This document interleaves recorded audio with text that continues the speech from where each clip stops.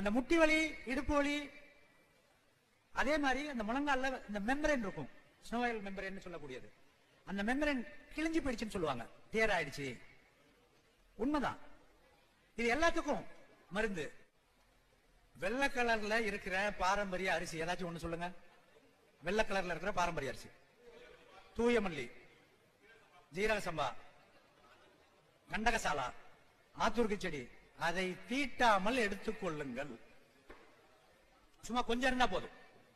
ஒரு 4 விரல் அள்ளிங்கன்னா எவ்வளவு வருதோ அத தண்ணியில போட்டு ஒரு கஞ்சி மாதிரி காய்ச்சி அப்படியே ஆற வச்சு, லேசா வெது வெதுப்பா இருக்கு பாருங்க,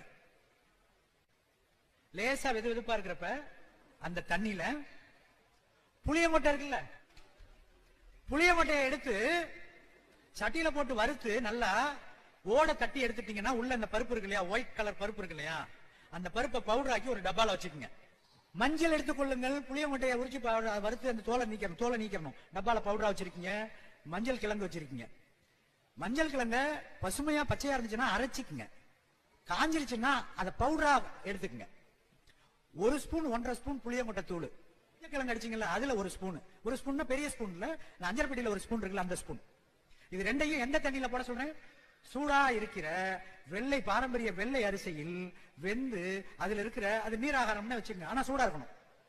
அந்த ஹாட்டா இருக்கிறதுல அதை போட்டு கொஞ்ச நேரம் வச்சிருந்துட்டு, சிலவர்கள் அதுல போட்டு சூடு கூட பண்ணிக்கலாம், ஒன்னும் தவறு பண்ணாது. அந்த தண்ணியை வடிகட்டியோ வடிகட்டாமலோ தினசரி குடிச்சீங்கன்னா ஒரு 30 நாள்லயே உங்களது அந்த முட்டி வலி, அந்த ஆரியன் சொல்றது, ஆர்த்ரைட்டிஸ் சொல்றது, ஆஸ்டியோபோரியாசிஸ் சொல்லக்கூடியது, இது சார்ந்த முட்டி வலி எல்லாத்துக்குமே அதுல தீர்வு இருக்கு.